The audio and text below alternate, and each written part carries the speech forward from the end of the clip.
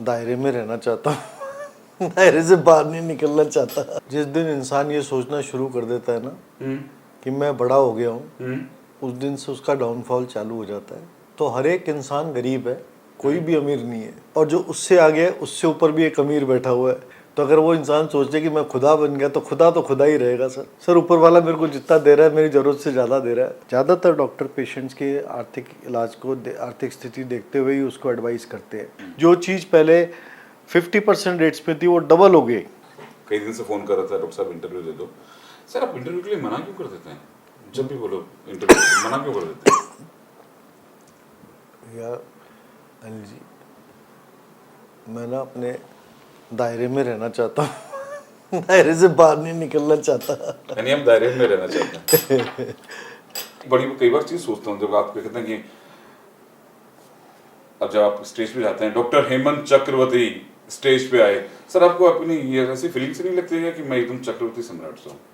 नहीं सर, ऐसा बिल्कुल नहीं लगता, क्योंकि हर जिस दिन इंसान ये सोचना शुरू कर देता है ना कि मैं बड़ा हो गया हूँ, उस दिन से उसका डाउनफॉल चालू हो जाता है।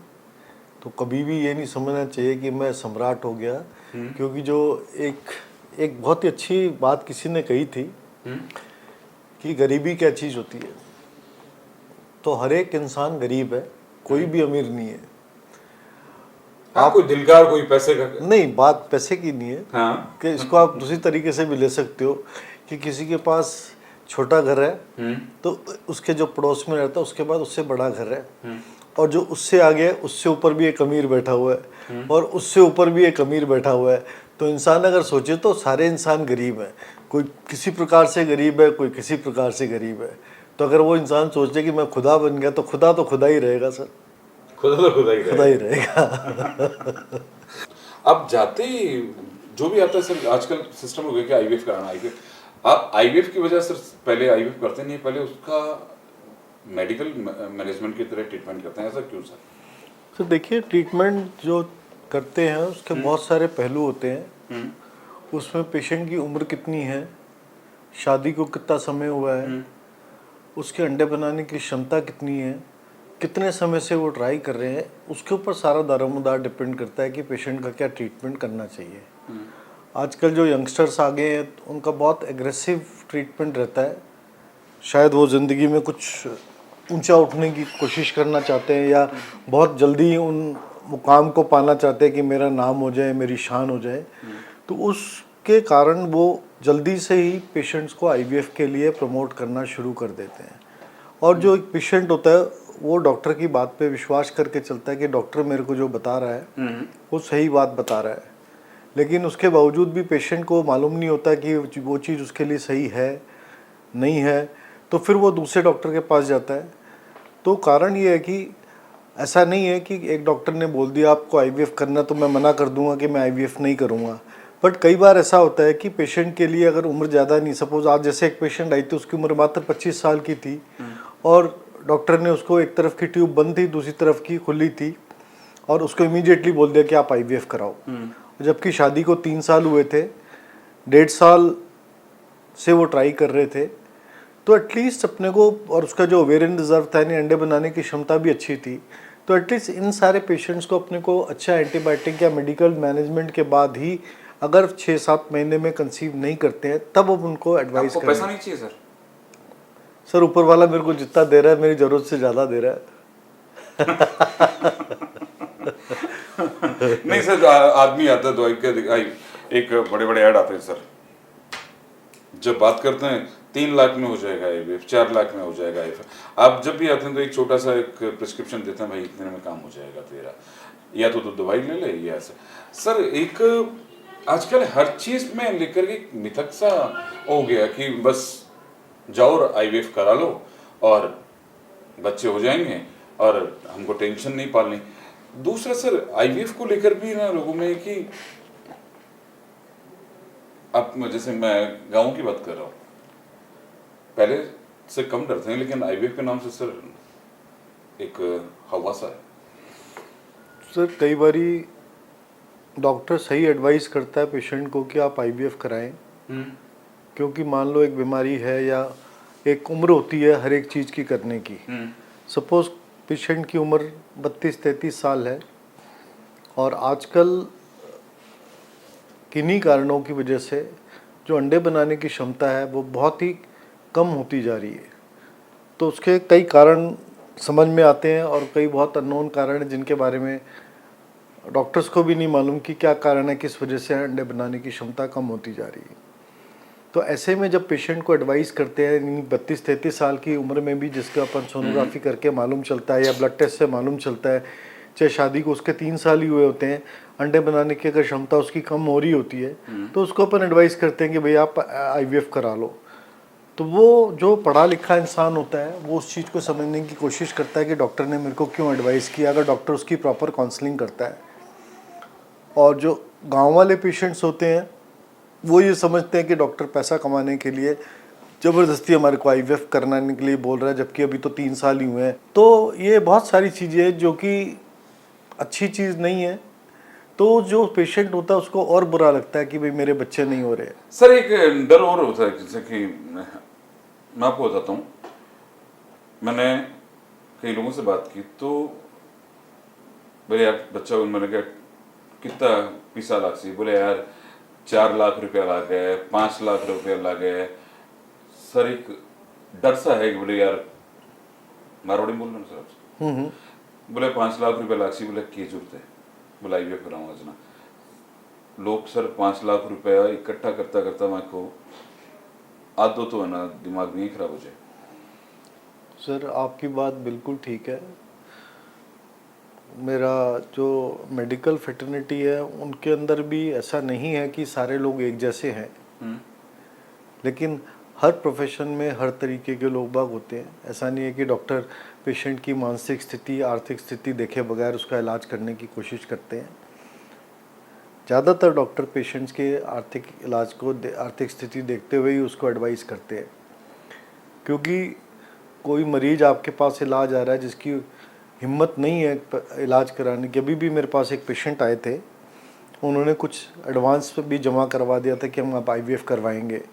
फिर कल उनकी वाइफ आई कि सर हमारी परिस्थिति अच्छी नहीं है, हम अभी नहीं करवा सकते हैं, तो हमारा एडवांस आप वापस कर दो। तो हमने उनको हाथ के हाथ उनका एडवांस वापस कर दिया, क्योंकि किसी के जेब से पैसा निकालने से आपको वैसे भी बरकत नहीं मिलती है, तो उसके पैसे वापस कर दिए।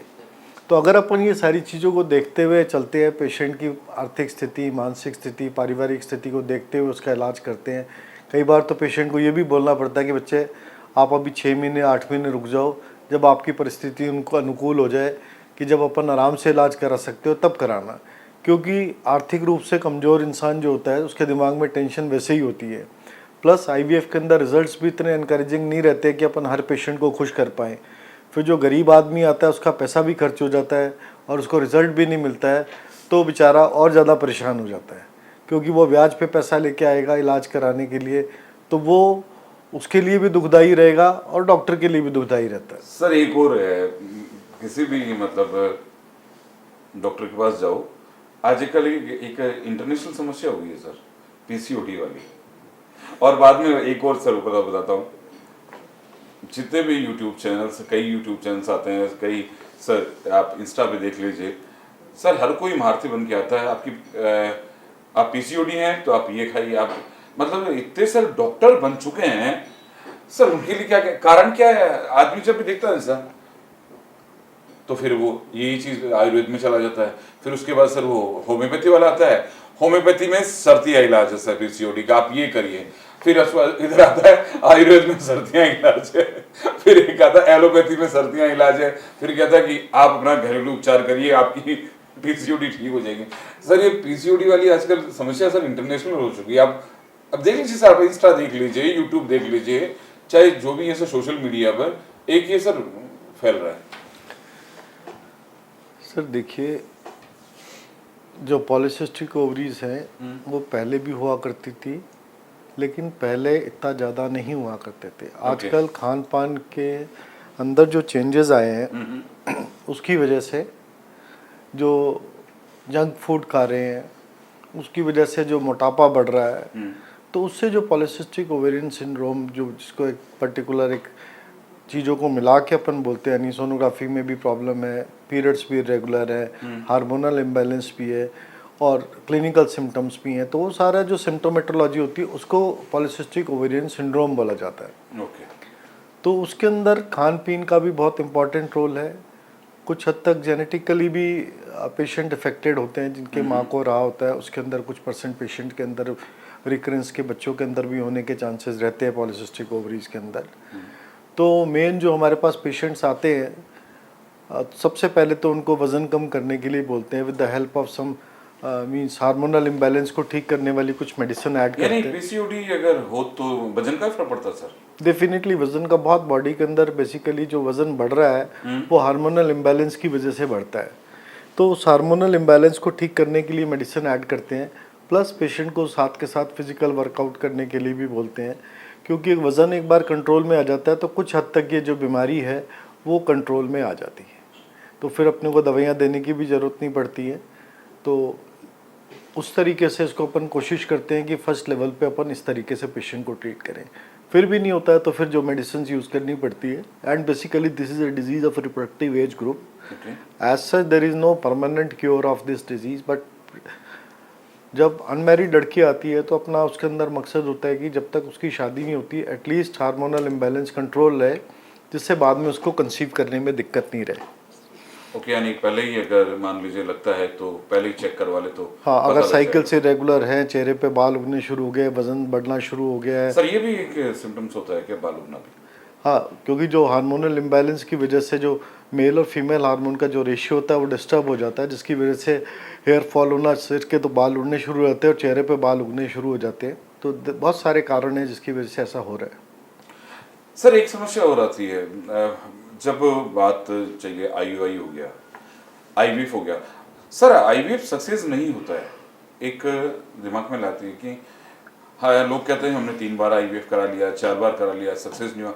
सर उसके बाद आगे क्या प्रोसीजर होता है, क्योंकि एक आईवीएफ ही सुनते हैं लोग खाली। सर देखिए, जब आईवीएफ करते हैं तो कुछ हद तक डॉक्टर को मालूम चल जाता है कि किस वजह से बच्चा नहीं ठहर रहा है। ओके। अगर उसके अंदर 30% केसेस में जो एम्ब्रियो की क्वालिटी होती है वो रिस्पॉन्सिबल रहती है फेलियर के लिए, और 70% यूट्राइन कैविटी जो होती है वो आईवीएफ फेलियर के लिए रिस्पॉन्सिबल रहती है। तो एम्ब्रियोस तो अपन देख सकते हैं कि जो क्वालिटी वाइज अच्छे हैं या वो पूरा ब्लास्टोसिस तक ग्रो कर रहा है, तो दैट शोज के that embryo is good. Okay. और जो एंडोमेट्रियम होता है वो बहुत इम्पोर्टेंट चीज़ है। यानी आपको उबासी है, सुबह से शाम तक देखते देखते हालत एक अकेला डॉक्टर सुबह से लेके शाम आज तक। जो मेरी कोलीग थी उनकी थोड़ी तबीयत खराब थी, तो हाँ मैंने इसलिए- देखा था कि सारी भीड़ है ना, देर से वेट कर रहा था, सारी भीड़ है ना, लाइन लगी हुई थी। मैंने कहा डॉक्टर साहब टाइम देंगे नहीं देंगे, बड़ी मुश्किल से आपने बुला लिया, वही मिल लेता। नहीं जी, आप आते हो तो हमारे को खुशी होती है, इसी बहाने मुलाकात भी हो जाती है आपसे। पर सर आप इंटरव्यू के लिए टाइम नहीं देते हैं ना, सबसे बड़ी बात ये है। मैंने कहा नहीं ऐसा कुछ नहीं है। हाँ, तो सर क्वालिटी की बात होती थी यहाँ पे। तो एंडोमेट्रियम की जो क्वालिटी होती है that is also very important, and most of the cases में it is the uterine cavity which is responsible for not conceiving in IVF. तो उसमें कई तरीके की दवाइयाँ इस्तेमाल की जाती हैं जिससे कि यूट्राइन कैविटी को इम्प्रूव किया जाए। तो अगर कैविटी इम्प्रूव कर चाय जाए, मंगवा लीजिए। जब कैविटी इम्प्रूव कर जाती है तो उसके अंदर चांसेस बेहतर हो जाते हैं। और किसी की कैविटी डैमेज हो रखी है तो उसके अंदर रिजल्ट्स और भी पुअर हो जाते हैं। सर उसके बाद अगर मान लीजिए आईवीएफ नहीं आदमी का सक्सेस होता है तो उसके बाद क्या होता है सर?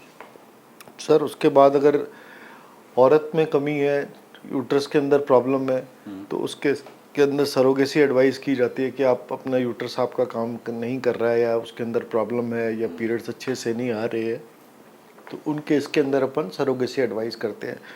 बट इन दिनों जब से आर्ट बिल आया है, the laws has become very strict regarding surrogacy, and there are many difficult things are there कि उसके अंदर सरोगेसी के अंदर पहले एक मेडिकल बोर्ड बनता है, फिर दूसरा मेडिकल बोर्ड बनता है, फिर वो सेंक्शन करते हैं, then only that couple can go for surrogacy.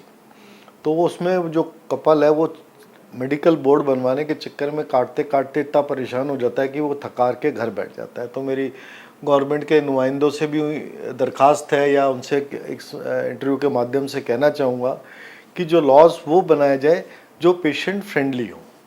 ऐसा नहीं है क्योंकि एक मरीज पर जिसके लिए जो आप लॉ बना रहे हैं वो एटलीस्ट उसको वो करवा तो पाए। अगर वो बेचारा परेशान ही रहेगा तो उस लॉ का बनाने का कोई फ़ायदा ही नहीं है। आर्ट बिल के अंदर भी बहुत सारी चीज़ें ऐसी हैं जिसकी वजह से पेशेंट्स परेशान हो रहे हैं, क्योंकि एक सीमेंट डोनर के लिए उन्होंने एक लॉ बना दिया कि एक आदमी सिर्फ एक ही बार डोनेट कर सकता है। उसकी वजह से जो सीमेंट सैंपल्स का जो चार्जेस वगैरह है वो भी इतना ज़्यादा बढ़ गया, क्योंकि हर एक जने का बार बार अलग अलग टेस्ट होएगा, 6 महीने तक उसको सैंपल को रखेंगे। जो चीज़ पहले 50% रेट्स पे थी वो डबल हो गई, तो अल्टीमेटली तो डॉक्टर की जेब से तो जाएगा नहीं, वो मरीज की जेब से ही जाएगा। यानी तो जो बैंड बजनी है वो तो मरीज की बजेगी। डेफिनेटली सर, आपने बिल्कुल सही बात कही है, क्योंकि जो बर्डन पड़ रहा है वो पेशेंट के ऊपर ही पड़ेगा। तो एटलीस्ट गवर्नमेंट को सारी चीज़ों के बारे में सोचना चाहिए कि जो चीज़ लॉस बना रहे हैं, जो पहले से भी चीज़ें चली आ रही थी, उसके अंदर एक डोनर के पहले टेस्ट हो जाते थे, लेकिन वो जो पिक्चर बना के ना विकी डोनर एक पिक्चर बनाई थी कि एक जने के शक्ल के खूब सारे इंसान हो गए, ये पिक्चरों में ही मुमकिन है। हिंदुस्तान में 100 करोड़ की जनता बैठी है यहाँ पे, 100 करोड़ से भी मेरे ख्याल से ऊपर हो गए हैं, तो उसके अंदर आप कहाँ ढूंढते पड़ोगे कि राम का भाई श्याम कौन है, श्याम का भाई बलराम कौन है। बस ये खाली पिक्चरों में दिखता है, पिक्चरों में ही दिखता है सर, और बाकी तो ऐसा नहीं होता है कि एक ही डोनर से अपन यूज़ कर रहे हैं। तो एटलीस्ट वो जो डोनर होता है उसके एथिक्स के बारे में मालूम रहता है, उसके सोसाइटी के बारे में मालूम रहता है, उसके अंदर कोई जेनेटिक डिजीज़ नहीं है, that donor is a healthy donor, तो एटलीस्ट रिजल्ट्स भी अच्छे आते हैं। और एक गांव का जो पेशेंट आता है या कोई जो इनफर्टिलिटी वाला कपल होता है जिसके अंदर प्रॉब्लम होती है, उनको सिर्फ एक स्वस्थ बच्चे की ज़रूरत होती है। उनको ये नहीं लेना देना कि आप एक ही डोनर से ले रहे हो या दूसरे डोनर से ले रहे हो या तीसरे डोनर से ले रहे हैं। तो एटलीस्ट ये तो एग में भी प्रॉब्लम होती है ना? एग की प्रॉब्लम्स भी काफ़ी हद तक बढ़ गई हैं। हाँ। पहले टाइम के अंदर अंडे बनने में कोई दिक्कत नहीं आया करती थी, बट समय के साथ साथ जो चीज़ें अपन खान पान में जो परिवर्तन आ रहे हैं उसकी वजह से अंडे बनाने की जो क्षमता है अंडे दाने की वो भी कम होती जा रही है, या उसके अंदर रेजिस्टेंस आ जाता है कि अपन बाहर से इंजेक्शन दे रहे हैं तो भी वो रिस्पॉन्ड नहीं करती। तो बहुत सारे कारण हैं, किसी में रेजिस्टेंस डेवलप हो जाता है, किसी के अंदर अंडा बनने की क्षमता कम हो जाती है। तो उसके अंदर जब क्षमता कम होनी शुरू हो जाती है, यानी औरत की उम्र तो 35 साल है या 30 साल है, और जो उसकी ओवेरियन एज है वो 40 की हो जाती है, तो जिसकी वजह से वो पेशेंट के लिए परेशानी वाली बात हो जाती है। क्योंकि जो 10 साल उम्र कम हो गई, उसकी ओवेरियन एज 40 हो गई है और खुद 30 साल की है, तो उसके अंदर खुद के अंडे बनाने की क्षमता कम हो जाएगी, तो फिर उसको दूसरी औरत के अंडे लेके ही आगे प्रेगनेंसी के लिए अपन ट्राई कर सकते हैं। यानी हो सकता है अगर सरोगेसी भी हो सकती है अगर नियम थोड़े से लचीले हो जाए, तो थोड़े से लचीले होने चाहिए, नहीं तो जितना उसको हार्ड बनाया जाएगा उतना ही मरीज पे बर्डन पड़ता है। क्योंकि जिसकी मजबूरी है वो कैसे न कैसे करके भी अपना इलाज कराने के लिए डॉक्टर के पास जाएगा, चाहे उसको पैसा खिलाना पड़े, चाहे जैसा करना पड़े, किसी भी लेवल पे कुछ भी काम करना पड़े। और थोड़े लचीले नियम होंगे तो पेशेंट के लिए भी जो कराना आसान हो जाएगा, प्लस उसके पैसे भी कम लगेंगे। सर वैसे एक सिंपल सा, जब आदमी आईवीएफ के लिए आता है, सर मैं वही बात कर रहा था, क्योंकि मान लीजिए कोई भी आदमी आईवीएफ के लिए आपके पास आए तो अंदाज सर कितना खर्चा पड़ जाता है? वैसे मैं वही पूछ रहा हूँ कि मुझे मालूम है कि दवाइयाँ भी लगती होगी सर, तो सर देखिए खर्चे के बारे में जहाँ तक अपन बात करते हैं तो हर एक सेंटर के अपने अपने चार्जेस रहते हैं। ओके, ठीक है, तो किसी जगह पे जो चार्जेस रहते हैं वो कम रहते हैं, तो जो चार्जेस रहते हैं वो सबके अलग लेवल, जो मेट्रो सिटीज़ है जहाँ पे जो एकोमोडेशन डॉक्टर ले रखी है, जिस जगह पे वो बैठा हुआ है, अगर वहीं के उसके चार्जेस ज़्यादा है, प्लस जिस सिटी में वो रह रहा है वहाँ पे जो बाकी लोग बाग जितना ले रहे हैं उसको भी लगभग उतना ही लेना पड़ेगा। और बाकी कोई 50,000 के कमा के भी खुश हो जाता है और कोई 2 लाख रुपए भी कमा के खुश नहीं होता है। तो जो अंतर है वो काफ़ी ज़्यादा है। कई सेंटर्स पे 1.5 लाख में भी काम हो रहा है और कई सेंटर्स पे उसके 3.5 लाख भी ले रहे हैं और कई जगह पे वो 5 लाख में भी वो कर रहे हैं। तो ये तो सबकी अपनी अपनी चॉइस रहती है डॉक्टर की कि मैं इतने चार्जेस में कोई काम करूँगा, वो उसके एक्सेलेंस के वो पैसे लेते हैं कि मेरे चार्जेस इतने हैं। तो कोई बाध्य नहीं है, कोई भी पेशेंट बाध्य नहीं है कि वो उस डॉक्टर के पास इलाज ले, या वो दूसरी जगह लेना चाहता है तो दूसरी जगह ले। हाँ, अगर उसका है कि मेरे को इसी डॉक्टर से लेना है और उसके चार्जेस हैं, बात वहाँ गलत हो जाती है जब आप बताते कुछ है और लेते कुछ है। आपने 2 लाख रुपए बताए और फिर मरीज से आप 3 लाख रुपए ले रहे हो, तो वो गलत बात हो जाती है। आप बता दीजिए कि मेरे चार्जेस 3 लाख रुपए हैं, सारी चीज़ों के बारे में आप बता के अगर करते हैं तो मैं नहीं समझता कि इसमें कोई गलत बात है कि मैं अगर उसके 1.5 लाख रुपए ले रहा हूँ और दूसरा 3 लाख रुपए बता के ले रहा है, तो उसमें कोई जाति वाली बात नहीं होती, क्योंकि मेरे चार्जेस हैं, मेरे खर्चे जितने हैं या किसी भी वजह से मेरे चार्जेस मैंने इतने रखे हुए हैं, वो आपके ऊपर। अगर आप मेरे पास आ रहे हो तो मैं एज्यूम करके चल रहा हूँ कि आप उस इलाज को उतने पैसों में कराने के लिए तैयार हैं। सर एक बात है, आपको पढ़ाई करवाई अंकल ने कॉलेज में पढ़ाई करवाई, जी जी, चाहिए। तो वो उन्होंने सोचा होगा कि ना मेरा बेटा पढ़ेगा, डॉक्टर बन रहा है, पैसे कमाएगा, लेकिन सर आपने अपनी सीमितताएं क्यों कर ली? सर देखिए सर मैं एकदम सीधा सवाल इसलिए पूछ रहा हूँ क्योंकि अभी मैं जैसे आपके वहाँ पर था, क्या नाम है, मेडिकल काउंटर पे था, आपका फोन आया वहाँ पे किसी का, भाई पैसे कम कर देना इसके।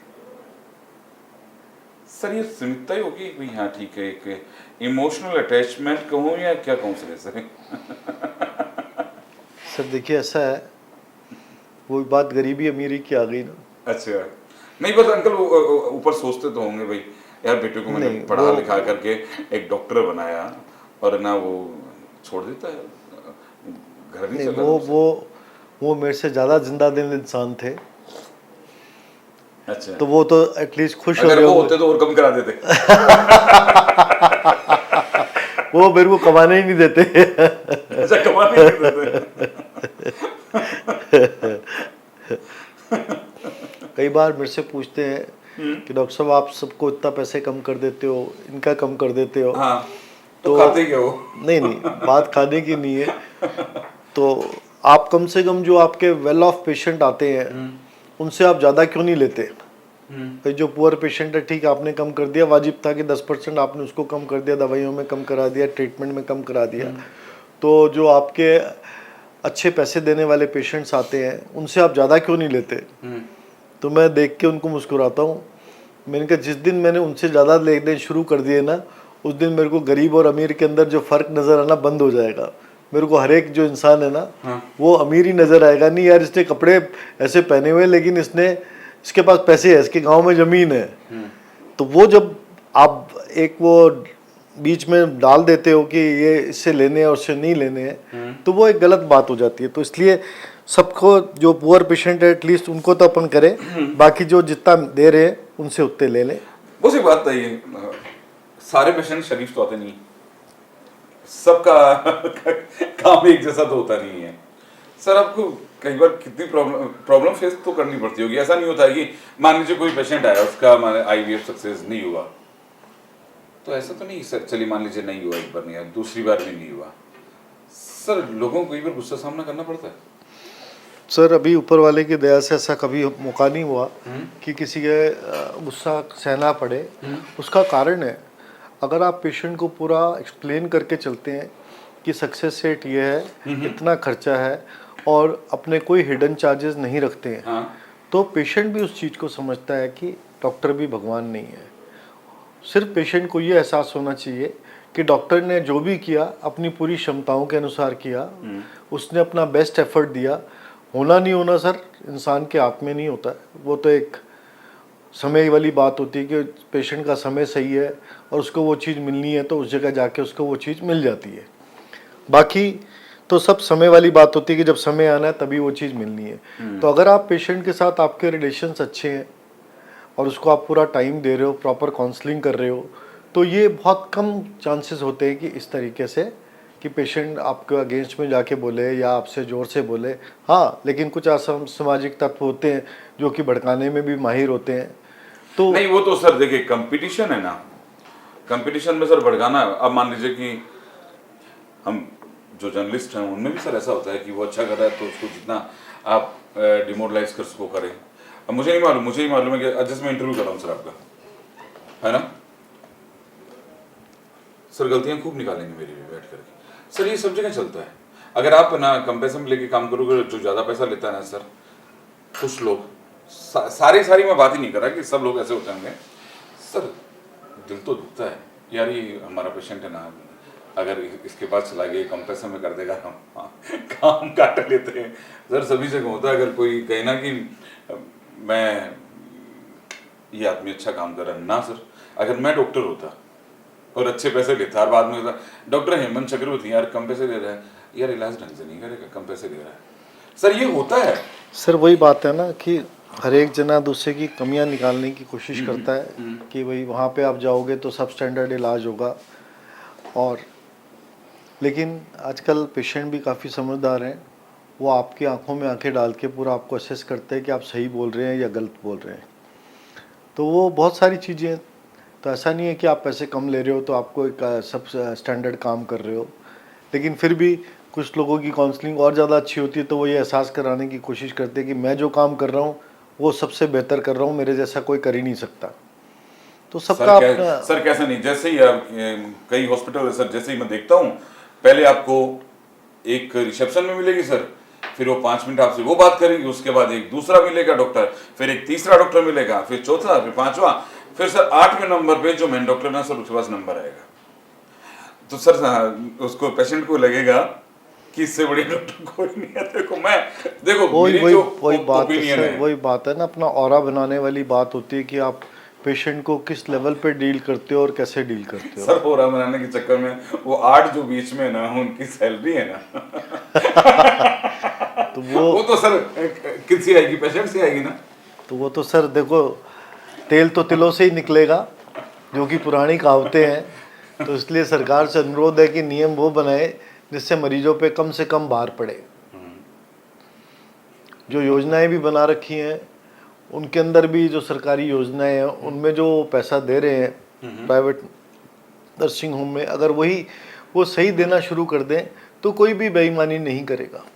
मैं नहीं कह रहा कि सब लोग बाग बेईमानी कर रहे हैं या बेईमानी करना चाहते हैं, लेकिन जो एक प्राइवेट हॉस्पिटल होता है उसके अंदर कोई गवर्नमेंट एड नहीं होती है, उसके खुद के बिजली के खर्चे होते हैं, स्टाफ के खर्चे होते हैं, बहुत खर्चे होते हैं।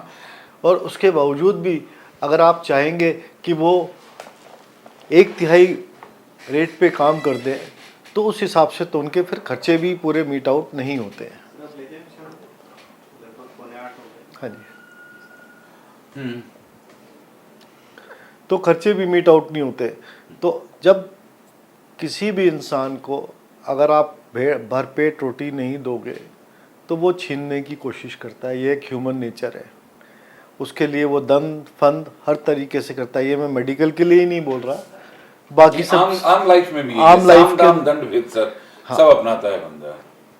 तो फिर उसके अंदर, क्योंकि डॉक्टरी एक ऐसा प्रोफेशन है, नोबल प्रोफेशन है, तो उसके अंदर कोई करता है तो फिर उसको बुरा कहा जाता है कि यार डॉक्टर लालची है, डॉक्टर बेईमान है। नहीं साहब, सीधी सी बात है, देखो मैं भी किसी पेशेंट को लेके जाऊंगा और जब सर वो बिल बढ़ेगा ना तो हम ये सोचेंगे देखो इसमें भी ज्यादा लगा, ये सर ह्यूमन नेचर है, इसमें ज्यादा पैसे लगा दिए, इसमें फिर क्या होगा सर, किसी ना किसी का जैक लगा कर पैसा कम करवाओ। अनिल जी, एक बहुत छोटा सा एक मैं उदाहरण देता हूँ आपको। अपन रेमंड्स की शर्ट लेने जाते हैं या किसी बड़ी कंपनी की शर्ट लेने जाते हैं, ठीक है, एक 30 रुपये मीटर वाले कपड़े के अंदर आपको बना के दे रहा है और एक 100 रुपये का मीटर का होगा, इससे ज़्यादा का कपड़ा कोई नहीं होता जो उसकी मैन्युफैक्चरिंग कॉस्ट होती है, और 1.5 मीटर एक शर्ट के अंदर कपड़ा लगता है, बस इतना ही लगता है, ठीक है ना। तो 150 रुपये की और 200 रुपये उसकी स्टिचिंग वगैरह पैकिंग वगैरह निकाल के बना के अब तो 200 रुपये की शर्ट होती है, जो कि वहाँ पे 3000 से 4000 रुपये के रेट में बिकती है। सर ये मैं फैब इंडिया का लेके आया शर्ट, है ना। हाँ, तो यही शर्ट अगर सर मैं अगर दुकान से लेकर के सिलवा लेता ना तो मेरे ना 700 या 800 का पड़ जाता, और फैब इंडिया में घुसते ही सर वो कहता ना 2 रुपये आ जाता ना, तो आदमी सोचता है अच्छी सी शर्ट उसमें चला जाओ। मैं उसी उदाहरण पे आ रहा हूँ अनिल जी। वहाँ पे कोई नहीं कहता कि 200 रुपये की शर्ट आप 4000 रुपये में बेच रहे हो, कितने % मार्जिन पे आप काम कर रहे हो, वहाँ पे कोई चूचपड़ नहीं करता। और डॉक्टर के पास इतना इन्वेस्टमेंट करने के बाद, पढ़ाई लिखाई करने के बाद, इतना एक्सीलेंस होने के बाद अगर वो पैसा ले रहा है तो उसके अंदर आप सारी कमियां निकालते हो। इसने इधर से कमीशन ले लिया, इधर से ले लिया, वो ले लिया, और जो आप 400% पे मार्जिन पे काम कर रहे हो, उनको कोई नहीं कहता कि कपड़े के हो गए और जूतों की कॉस्ट क्या होती है, 8-8, 10-10, 20-20 हज़ार रुपए के भी जूते मिलने लगे हैं, उनके अगेंस्ट में कोई कुछ नहीं कहता कि इतने महंगी चीज़ें क्यों बेच रहे हो। तो वही उदाहरण वाली बात बता रहा हूँ कि आप फोर्टिस में जाएंगे, बड़े हॉस्पिटल में जाएंगे, तो उनके एक्सपेंसेस भी उसी हिसाब से रहते हैं सर। एक्सपेंसेस भी रहते हैं, स्टाफ भी रहते हैं, डॉक्टर्स भी रहते हैं। एक मतलब लिमिट में कर रखे तो आपका जो इलाज है वो एकदम लिमिट में काम हो जाता है। सर देखिए, एक्सपेंसेस तो सभी अपना लिमिट में रखने की कोशिश करते हैं। बात आपके ध्येय की होती है कि आपका मन किस चीज़ के लिए राजी हो रहा है कि नहीं हो रहा है, ठीक है ना। कोई गरीबी वाली बात हो गई।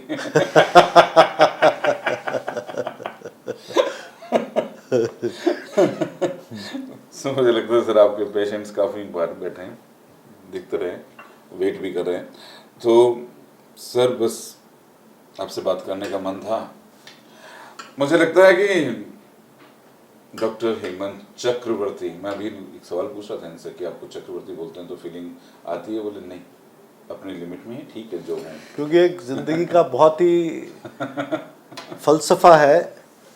जब मोक्ष धाम जाते हैं ना, तो वहाँ एक बहुत ही अच्छी चीज़ मैंने पढ़ी थी जो मेरे जहन में है कि मंजिल तो यही थी, आते आते ज़िंदगी गुजर गई। जो शमशान घाट है ना, हाँ सर, कि मंजिल तो मेरी यही थी, यहाँ पहुँचते पहुँचते पूरी ज़िंदगी गुजर गई। तो आए भी खाली हाथ थे और जाएंगे भी खाली हाथ। तो अगर जिस इंसान को ये चीज़ समझ में आ जाती है तो वो सर हर परिस्थिति सर वो शमशान घाट में समझ में आती है। जब कोई किसी की दाह संस्कार में जाते हैं ना, तब सर उसको जलता हुआ दिखते हैं बॉडी को, तो लगता है हाँ यार अंत तो ये होना, क्यों दंड फंद करें। सर जैसे ही उस गेट के बाहर निकलते हैं ना, नहीं सर तो गेट के अंदर क्या हो गया कि लोग फोन करने, हाँ ये मेरा काम हो गया सर, उधर डेड बॉडी चल रही है, इधर लोग फोन करने स्टार्ट कर देते हैं, हाँ मेरा ये काम कर देना, ये कर देना, ये कर देना। सर वहीं शुरू हो जाते हैं। सर वो खाली वो जब जानने वाले की उसमें गए तो चक्कर काटते हैं, जब लकड़ी देते हैं सर वो वहीं तक सीमित है, यार अंत यही होना है। लेकिन सर वो जैसे ही बाहर निकले, वही तेल लूण लकड़ी सर ये तीनों याद आ जाती है, और वही बस दिमाग सर वहीं से फिर खराब हो जाता है। और चाहे आप कितना भी कर लीजिए सर, कितना भी कर लीजिए, देखिए ऑल द बेस्ट, है ना, कितना भी कर लीजिए। हाय दीपक जी। तो सर ये होता है कि वो तो आपको थैंक यू बोल के गई। अभी एक महिला आई थी, बॉस को थैंक यू कह के गई है। अच्छा होता है अगर थैंक यू कह ही देता है। और सर मैं भी थैंक यू बोल के दूंगा, आपने अपना टाइम आज दे दिया बॉस। बहुत दिनों बाद आपसे मुलाकात हुई सर, आपने टाइम दिया। नहीं सेव दूंगा, ये सामने बैठे हैं, मैं इनको कई बार कह चुका हूँ कि आप इंटरव्यू दे दीजिए। छोड़ो ना यार जो चल रहा है, छड्डो ना। कि जो चल रहा है सर उसके लिए तो थैंक यू। और आपसे आज एक भाई वाली बात हुई है, एक उस व्यक्ति वाली बात हुई कि जहाँ लोगों को चीज़ें समझ में आए। क्योंकि सर मैं आपका इंटरव्यू वैसे कर लेता कि नमस्कार दोस्तों, मेरे साथ डॉक्टर हेमंत चक्रवर्ती हैं, ये आप ये बताइए सर। लेकिन क्या है कि चीज़ें हैं ना सर, लोगों को समझ में आनी चाहिए, ज़िंदगी का फलसफा भी समझ में आना चाहिए कि, और जो आप काम कर रहे हैं आज लोगों को खुशी दे रहे हैं सर, वो भी समझ में आना चाहिए कि तरीका क्या होता है। कि हर चीज़ मेरे दिमाग में ये था कि मैं आपसे अपने आप को भी लोगों से इंट्रोड्यूस करा दूं कि डॉक्टर साहब ने बड़ी मुश्किल से टाइम दे दिया, कहते मिल गए गधे। वो कहते हैं ना, वही है ना सर, बड़ी देर कर दी हुजूर आते आते। चलिए सर, आपने बहुत अच्छी बातें लोगों को बताई। मुझे लगता है कि लोग इन चीज़ों को समझेंगे, सरकार भी इस चीज़ को समझेगी, क्योंकि परेशानियां हैं सर लोगों को। जब एक्सपेंसेस देखिए सर, कमाई जब इतनी होती है ना सर, और जब खर्चा इतना लगता है तो आदमी टूट जाता है। और सर वो आदमी टूटता है ना तो सर वही आगे बढ़ने के लिए गलत काम भी करता है, नो डाउट करेगा सर। चाहे वो आप हॉस्पिटल्स पे ले लीजिए सर, क्योंकि वो अगर एक्सपेंसेस लगेंगे तो कहीं ना कहीं से तो सर वो निकालेगा ही। बात वही है ना, दुआ दे ना दे, बद्दुआ ना देना। बद्दुआ ना देना, क्योंकि जो बद्दुआ होती है उससे बड़े बड़े महल ढह जाते हैं। सही रहते हैं। तो इसलिए जो ऊपर वाला खुशी से दे देता है उससे बढ़िया कोई चीज़ ही नहीं है। चलिए सर, भगवान थैंक यू अनिल जी, बहुत मैं कह रहा हूँ, क्या कहते हैं ना, भगवान आपके पास जो भी पेशेंट आए ना वो खुश होके जाए सर। चलो, thank you very much Anil ji. Okay sir, मैंने कहा था आप इंटरव्यू खत्म कर ही देते हैं।